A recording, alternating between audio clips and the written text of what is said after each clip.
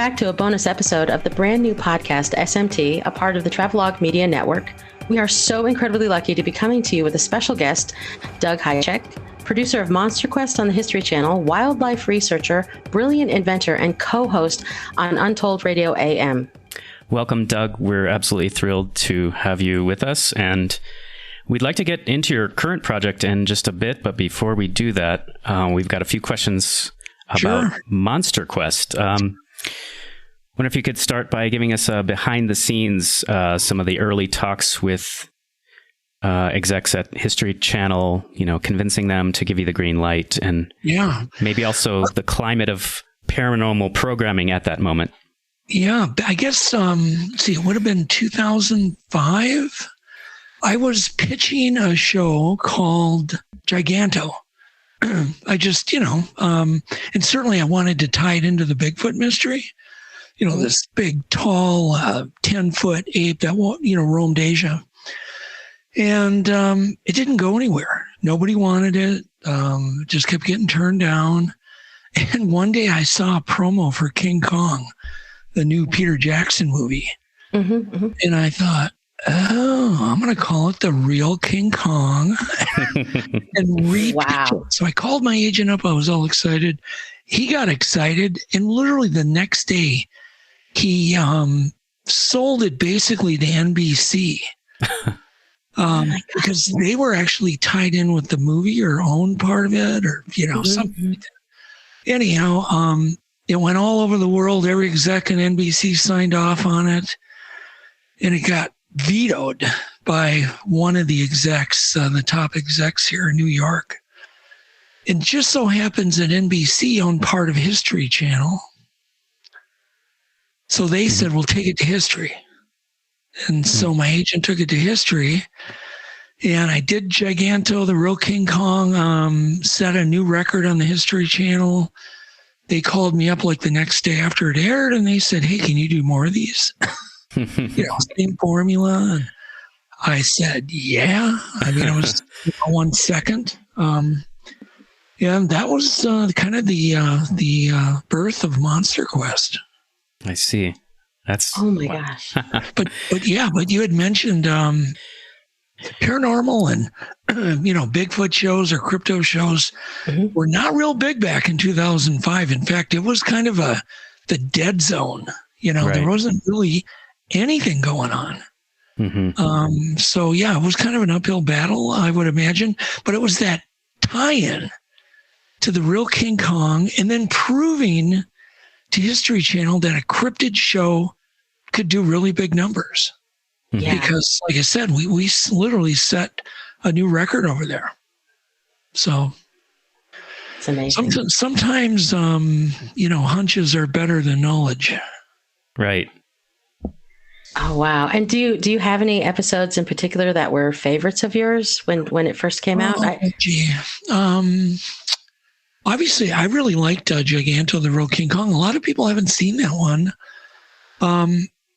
For some reason, they've kind of kept that. I think it's kept out of the streaming services. Not sure why. But other than that, my favorite would be Sasquatch Attack. Because I still think about that cabin literally probably every day. I don't think a moment goes by where doesn't pop into my head that I want to go back there. So Sasquatch Attack 1 and 2. The Giant Squid, obviously, was a big success.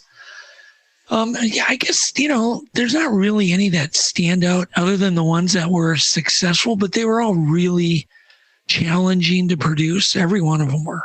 And do you have any experiences, like sighting experiences? Personally, yeah, of course. Never during the filming of Monster Quest, though. Okay. I always seem to catch you off guard. There was a time that me and Yvette were driving back from, where were we? Somewhere near Grand Rapids. And we were driving along a highway called 169 that borders one of the biggest lakes in Minnesota, Mille Lacs Lake. And we see something standing in the road. And we think it's right away, I think it's a moose waving its antlers back and forth. Like I'm looking at its butt. And then as I get closer to it, I'm thinking, God, that's bigger than a moose. And then my brain is going elk, all these different things, because it was kind of a lighter color. So I was just thinking giant ungulate. I don't know. I wasn't thinking ape. And as we got closer, we could see the arms waving back and forth like a hula dancer. Does that make any sense? Okay. And the hair on the bottom of the arms was blowing in the wind, and it was just waving its hands, not real violently, but it was waving its hands back and forth as if to be drying off. Oh, wow. Interesting. Wow. It's Oh, no. my headlights just, and my brights, and I've got bright LED headlights. And so you could see this as clear as day. We see the hands, the fingers, the huge shoulders, but it had its back turned to us. Oh my gosh. Wow. So we knew it was a Bigfoot. And then like an idiot, I just drove right on by.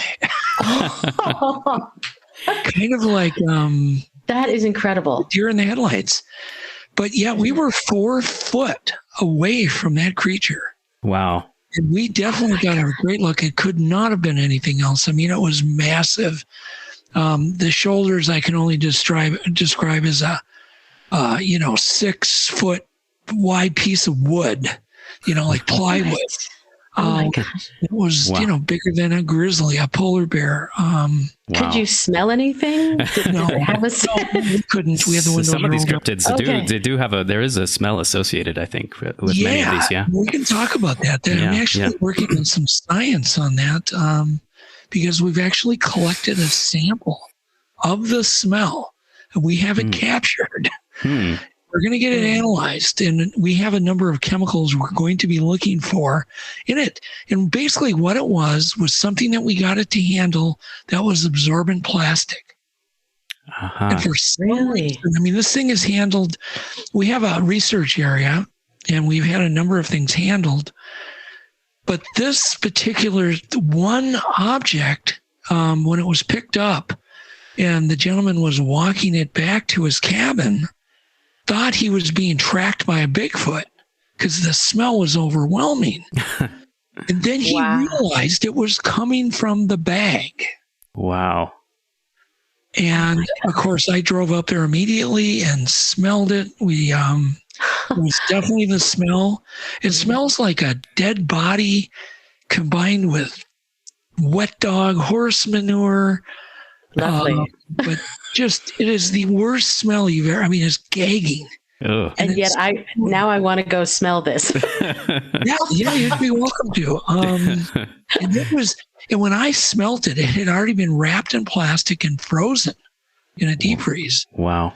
And it was gagging even under a deep freeze. And there was a time very recently that we were on horseback. We were on a Bigfoot expedition. We were filming. And we had gone through this trail on horses. And we were coming back. And all of a sudden, we all got hit with the smell because they seem to be able to produce it. It doesn't seem to be their, like body odor. It seems to be something they're producing when they're agitated or they want to intimidate or scare somebody away or. Oh, wow. Like a skunk, maybe. Very much like a skunk, yes. So we're riding through, and all of a sudden we get hit with this gagging smell. We're literally covering our faces. You instantly want to throw up. It's that bad. Yeah. But yet we had been through there half an hour earlier. So we knew it wasn't a rotting corpse, or a dead animal. So we get up, we're covering our face, and then all of a sudden, up ahead on the trail, we see a coyote that's laying sideways on its side, but we can see its eyes blinking. So it's laying down, and we're thinking, what is, once again, you're caught off guard by all these things. Yeah. And you see this coyote. Now this coyote's laying on its side, but it's alive. So we dismount between the smell and the coyote. We're like, what's going on? And then the smell went away totally. And the coyote is freshly paralyzed. Fear. No blood on it. No blood. You can see big handprints on its spine. What? Where its spine was literally severed instantly. What? But yet there's no marks, there's no blood, there's no bruising. It's just pulled apart. You can feel the gap in the spine. And so this coyote is paralyzed, laying on the trail. And then we're starting to connect the dots. Because we have long suspected coyotes literally have a symbiotic relationship with these things. And it's as if it grabbed one of its pets, snapped its spine, and threw it on the trail to intimidate us. Wow. I know that's a lot to take in, but I've had a number of experiences with coyotes, wolves, and Bigfoots. And you know, certainly happy to relay another very strange story, but we had to dispatch the coyote. Wow. And it's just one of those things, you know, you get, you put it in your gray basket, but you take note of it because too many coincidences. Yeah. Well, it's interesting, Doug. I this kind of ties in with what I want to. The next question I wanted to kind of cover is, you know, we have all these new ways of recording. Like everyone's got a smartphone these days, just about. So, and so people are able to capture these experiences more and more. And so, just kind of curious how you would kind of characterize today's, you know, media landscape in terms of like the unexplained and also, you know, movies, TV, and now we have this podcast boom and all these different ways of people bringing their individual experiences. And how do you think this has, you know, expanded the debate and people's awareness? You know, are there things people are talking about now that they weren't 10 or 20 years ago? Well, first off, there's a couple of things. First off, social media, that's in everybody's pocket, has finally got people to communicate, okay? Because we were all having experiences, seeing UFOs, having creature sightings, ghosts, whatever, the whole gamut, but we weren't talking to anybody. So now the internet has both allowed us to talk and communicate anonymously. It's allowed us to get information, to form groups. I'm a new member to social media, just 1 year, literally not even a year yet from November. And I was amazed. I mean, I kind of dropped off the map after Monster Quest socially, although I was continuing research and talking to a very hardcore group of people. I had none of them ever said, hey, you should get on social media. There's 10,000 Bigfoot groups, you know. Wow. That's impressive. I think they assumed I knew all that. I didn't. Wow. I had no idea. I had no idea of many things. But then you have also a phone in your pocket. Recording capabilities. Everybody does. I mean, even our little kids do. Yeah. Yes.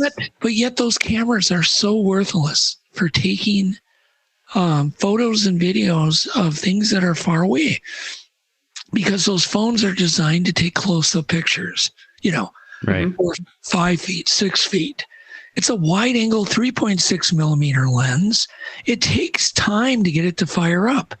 We were better off in 1967 to get the footage, for instance, the Patterson. If Roger Patterson would have had a new iPhone 13 in his pocket, you would not be seeing any footage. It is guaranteed. There would be none. If anything, there may have been footage that would have been only when it was like the second group or third group, when it was almost gone, you know, walking up the mountain. And then it would have been tiny, because the 3.6, you know, millimeter wide angle lens is not going to get anything. You know, I tell everybody, take a test how long it takes you to get your phone fired off from dead off. You know what I mean? Or have somebody just put footage right now your bag. And do that to your spouse and see how long it really takes them to get their camera fired up. Roger Patterson only had to squeeze a trigger because it was a spring wind, fixed focus camera. It was on, 1, 2, 3, boom, it was on. Right. And I've had paranormal events that I've tried to catch on camera, including UFOs, even in the daytime. And it's always, they're far away by the time I get my phone on. They're never where they were. So that's those are my opinions. Yeah. Well, while we're on this, I mean, I know Ariel wanted to follow up on the museum, but since we're on this, while we're on the topic of cameras, why don't we? I'd like you to talk to us about the underwater camera that you developed. Yeah, because we saw that you had actually invented the camera system that caught that first real footage of the giant squid that you mentioned earlier, and I got to tell you, that was one of my favorite episodes. It was amazing. And what wasn't mentioned was whether the camera itself is now being used by other scientific researchers, or if there are other prototypes that have been made, or in other expeditions. Yeah, I can expound on that a bit. Well, first off, the whole idea, my theory was that the true giants stayed deep, right? Mm-hmm. Never came up. They never migrated up and down the water column. So they're always going to be in the dark, inky depths, 1,000 foot and below. Right. So that makes researching them extremely difficult. And they've always in the past used ROVs. The Smithsonian has spent God knows how much money trying to get footage for years. I mean, since I was young, they had been trying and had never done it. Mm-hmm. And I'm a fisherman, and I just thought, hey, I'm going to take a camera system that's hardwired. I started with a well camera for studying deep wells. Yeah, and I adapted that for the squid cam, and the idea was then to attach the camera to a living creature to use as like a minnow or a bait, just like a fisherman would. It's the worm. Wow. And so bottom line, it's just a matter of catching a squid with traditional methods that was big enough to carry the camera, figuring out an attachment method, which we did, with literally a pin and a cotter key, just mechanical as heck, with a sharp point on it that we could put it on the squid without injuring it, carried the payload, had the camera so it was balanced so the weight of it would aim forward, and let it go and just let it do its thing. And lo and behold, the first time we try it, here comes a giant out of the depths that comes to eat it as it was once again traveling down the vertical water column. Wow. And so the theory was that the smaller squid travel up and down, and the big one is the same squid or a similar species that just got out of its niche. I actually believe even giant squid, the smaller ones travel up and down the water column, where the big one might be a rare one that just is probably a female, gets out of its niche and decides to never breed or lay eggs. And therefore it doesn't die, because squid have a very short life. There it can just grow and grow and grow forever in these sterile, deep waters. Wow. So that was the theory. And of course it worked. We tried it again and failed. And we had another camera that I had invented, a camera that could measure with a laser beam, 2 laser beams. That may have scared off any success. And I feel that if we wouldn't have done that, there's always a trade-off. If we wouldn't have the 2 laser beams, I think we may have gotten another squid, on camera. Okay. But it was the laser beams that were important because we wanted to measure it. But since then, there's a new 2-hour show called Predators of the Deep on the History Channel Vault that anybody can, I think it's free. I think you have to sign up, but it's free to watch. And that's the one where they confirm, after all these years, finally confirmed it was an Architeuthis dux through experts, did other forensics, came to more conclusions, added a couple of interviews, and then kind of packaged the 2 shows that we did. But that's called Predators of the Deep, and certainly recommend people watch it. Sure. Absolutely. Yes, yes. And then speaking of all things cameras, because this, I have so many questions. We also noticed on your Facebook that you were working on this holographic camera lens. Yes. And what arenas would you like to see this lens being utilized in? Because I don't know if you were aware of this. I'm sure you probably are, that the medical community could really use that technology. Yes. Yep. That was actually why I developed it. For the medical industry. Oh my gosh. Okay. I was, we were working with one of the top neurosurgeons in the world. Ah. Really? And we wanted to do, we'd actually pitched him doing a show on his amazing work and other neurosurgeons and all the breakthroughs that are happening in neurosurgery. I mean, they're literally implanting leads, diamonds for electrical leads, and controlling, for instance, paralyzed people so they can walk again. Okay.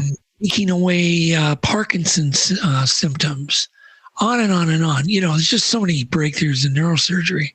Brain aneurysm. These people were pioneering it. And one of the things that I really wanted to do was to be able to project a 3D hologram in somebody's head.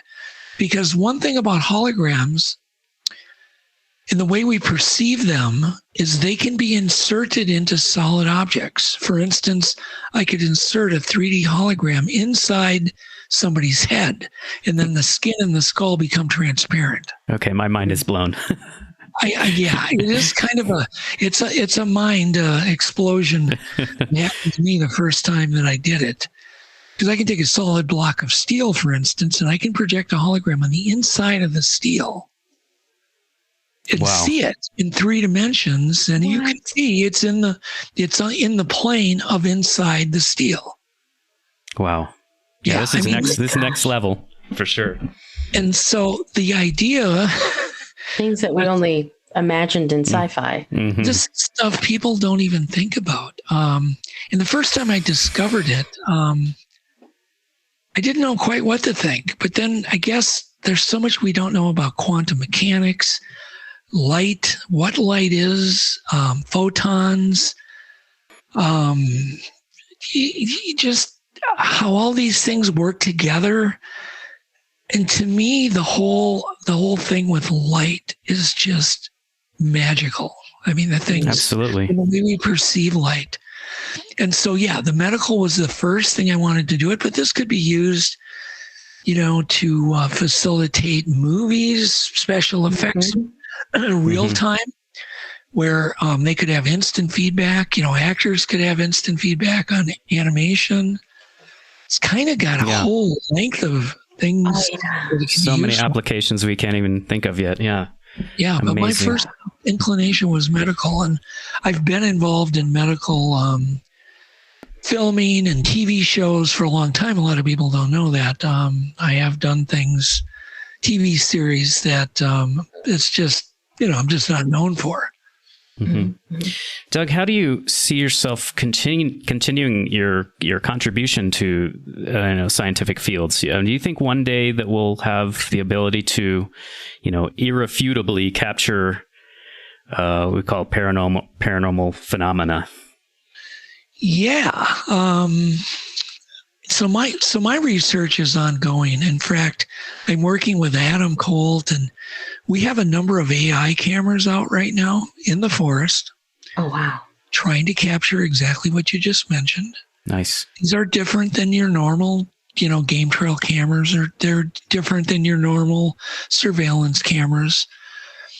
And we have been recording some interesting phenomena that have us puzzled. We don't know necessarily the answers. The actual company that we're working with on the cameras is puzzled by some of the things that we're capturing. Really? Can you describe one? Or? Yeah, I mean, we've actually even recorded some time glitches with animals leaping forward, yet the time code is not moved. Things like that, magnetic anomalies that have affected affected, I can only call it mist. Okay. Because we don't know what it is, but it's acting in a very erratic, very strange. There's some of that's posted on my Facebook page. Okay.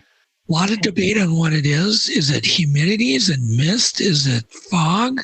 But look at the way it's behaving. It's behaving similar to the way the Northern Lights behave. Like it's being affected by some type of electromagnetic anomaly. And these cameras are on an area that we call the Skinwalker Ranch in Minnesota. So there's already a ton of activity there that's being seen by all the neighbors, people as far as 2 miles away. It's really quite an area. And it's kind of endless, all of the things that have been going on there. We've recorded all these weird orbs that are far more solid than any orbs I've ever seen. What else? There's another phenomena that I've been, studying, which is, of course, the Bigfoot phenomena, which isn't really a phenomenon. It's a mystery. We don't know what it is. I've seen one. I know they're real, but I don't know what it is. But we've been collecting hair there on a regular basis. And it's allowed me to do a lot of scientific work with the hair because I'm not short of it. For instance, last week, we collected another 20 hairs. Well, that allows us to do things with it. One, we're going to be planning on getting the baseline DNA because under a microscope, it's been vetted. No medulla, naturally worn in, slightly smaller diameter. It's a little more flexible than human hair, but it has human scaling. It's not from any other known animal in North America, right down to the color. It's a reddish color. Well, we don't have anything reddish in Minnesota other than fox. And we've got one of the areas we're taking it from is literally a scratching pole, which is a high power pole and a power line. And this particular property has got a whole bunch of rivers that come into it, streams, power line cut, railroad tracks. It's got all these corridors, travel corridors, which I believe is one of the reasons there's so much activity there. But we had a breakthrough the other night, 2 days ago. Just got it confirmed by one other researcher. I'm working with one other scientist right now that's seen what we've done. This will be announced soon and will help every researcher in America gather more evidence. There's one unique property of Bigfoot hair that nobody knows about, and it's huge. Oh my gosh. It's really huge. This will allow people to also help collect it much easier all over the country, including scientists. And it's extremely visual. I'm going to maybe announce it at the Minnesota Bigfoot Conference, but I need one more confirmation so I don't make a fool. Science, you need to read things. So I took hair from another location that was collected by another researcher and had him do the tests, and it came out exactly the same because his hairs are highly vetted also. We then tried to duplicate it with every animal in North America. Could not be done, including every type of human hair, including infants, people with dyed hair, gray hair, red. I mean, every kind. And we have not been able to duplicate what we can do with the Bigfoot hair so far. Only thing, but there's one thing that is so visual that I really think it's going to be a big scientific discovery. It changed the landscape. It's going to change everything. And so I'm really excited about it. In fact, you're the first podcast that this has been announced. Oh, wow. Oh, wow. That's an honor. That is an honor. Well, and, we're the first to talk to me after this discovery. So there you go. Timing. We're delighted. Delighted. Yes, absolutely. And that was going to be one of my questions, because you had brought up the Patterson-Gimlin film. Yes. But and somebody had said, oh, well, somebody came forward about that. But the one thing that seems to be missing from all this, the research and everything is, and everybody asks is, where's a body? Why isn't there a body? And it's maybe they bury them. Maybe we don't know. We don't know. And I have the same questions. There certainly are a number of very large bones that have been unearthed. We don't really have much of an explanation. I've even confirmed it with curators of museums. Mm-hmm. And they've even told me they're untouchable because they've been claimed by the natives. And so we have to honor their wishes, and they're not to be studied. They're not to be, moved around, touched. Interesting. But some of them are quite, they're larger than normal. I don't really have any answer for it. Bones disappear pretty quick. I did a study for History Channel. I took a deer, freshly roadkill deer. Mm-hmm. We literally even cabled it down with big cables to the ground so it couldn't be dragged off by a predator. Then we put a very high-end time-lapse camera on it to see how long it took for the whole thing to just disappear. And I'm trying to remember which show that was in. I don't even know. It was in one of the Monster Quest shows. And it's been used. In fact, I saw it recently on Ancient Aliens. They used my clip on that. But just show how quickly bones, flesh, everything just disappears. Okay. Wow. It's okay. Very quick. North America is not conducive for fossils. For instance, here's an interesting fact very few people know. We have no fossils of any of our modern animals. We have none. We actually have more evidence of Bigfoot because we have jaw, that what could be a Bigfoot jaw and teeth of a very large primate, but we have no fossil evidence or ancient evidence of modern deer, bear, buffalo, elk, any of these modern animals, fox, they don't exist on the record. Right. We have modern bones, but for instance, if Earth ever got, hit by a big asteroid, everything burned up, there would be no evidence that any of our modern animals existed. Wow. That is interesting. Wow. And so North America is not conducive for fossils. Yeah. No. There are finds, but they're from, way, way, way back. And so modern animals just, from the last 400,000 years are just, there's no trace of them. So it surprises me, but yet it doesn't. Think of all the right things that would have to happen in order to find a body. Yeah. Newsweek interviewed me and asked me, well, what do you think is going to, are we ever going to find a body? How's this mystery ever going to end? And I told them Tesla.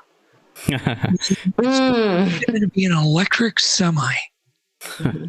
Comes around a corner some night silently and hits one of these things at 60 miles an hour. That might solve the mystery. And wow.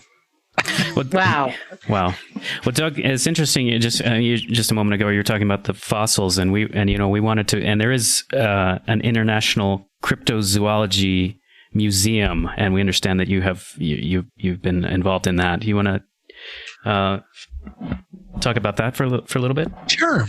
I had the pleasure of hanging out with Lauren here a few weeks back, and we got to talking, and the next thing you know, we're talking about the location, his need for more space, and doing a miniature of his museum.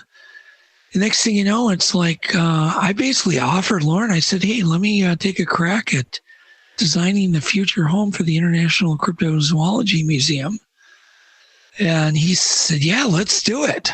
And so I designed I drew a sketch and he approved it. He gave me ideas of what he wanted, and it's a very cool building. And then I actually built a scale miniature at 1/64 scale, and this will also be a scale model that can be purchased to help raise money for the new building through the museum. Okay, and where can people do that? Through Lauren Coleman's museum website. Okay. I don't have the address in front of me. Okay, we can find that. Imagine maybe you can post it. Yeah, absolutely. But these kits will actually be for sale very shortly. The kits are ready literally to ship to Lauren. I'm working on the instruction sheet. Okay. Boring. It's not good. It's just like I've been procrastinating.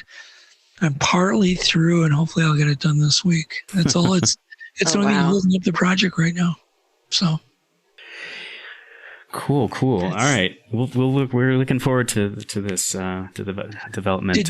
Did you guys see a picture of it that I had on the website? Yes, a few pictures. Yeah. And it's pretty cool. Yeah, it's going to have a. It's not a giant building. It's very affordable, but it's going to have some very Disney-esque type features.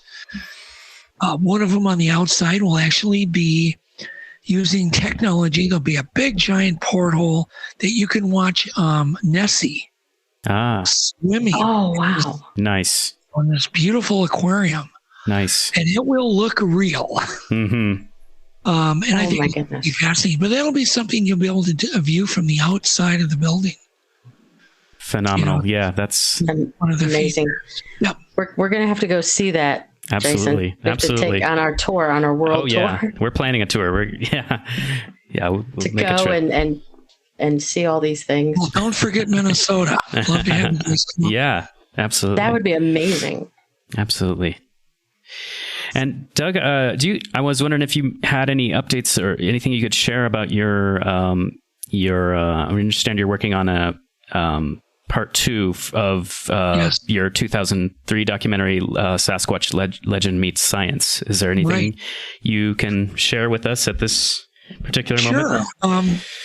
Other than we are working on it. We're actually doing filming. I'm really excited about this.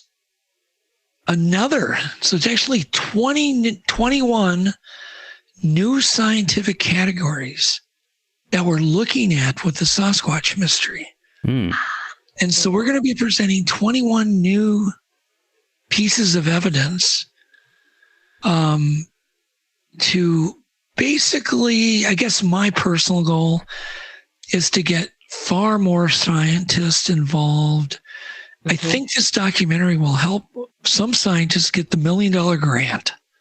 Some mainstream scientist. There's going to be so much new interesting things in the doc, including what we had just announced. But there's other things like us analyzing the skin oil, the SSLs, the surface skin lipids, which we call alba vernix, Sasquatch alba vernix.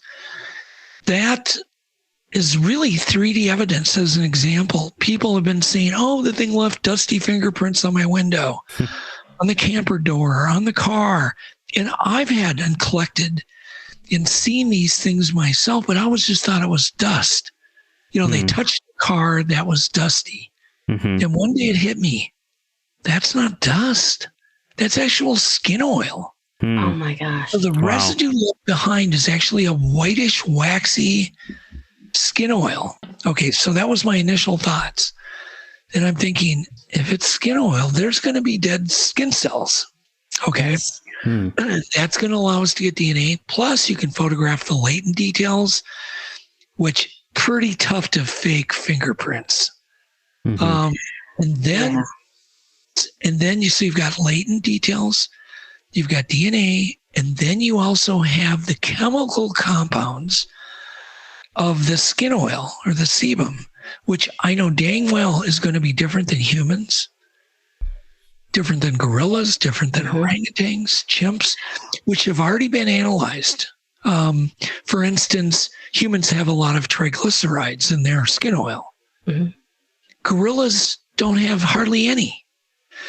So let's just say this all comes out the way we want it to be, and shows it's very, very different. Mm-hmm. And we can get DNA to help confirm the baseline DNA we're going to get from the hair.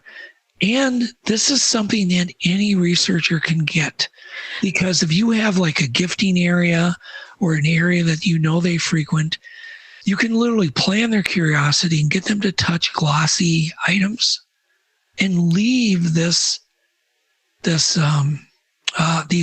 behind that then could be swabbed away, kept in a paper envelope, and tested for both the chemical compound and the DNA.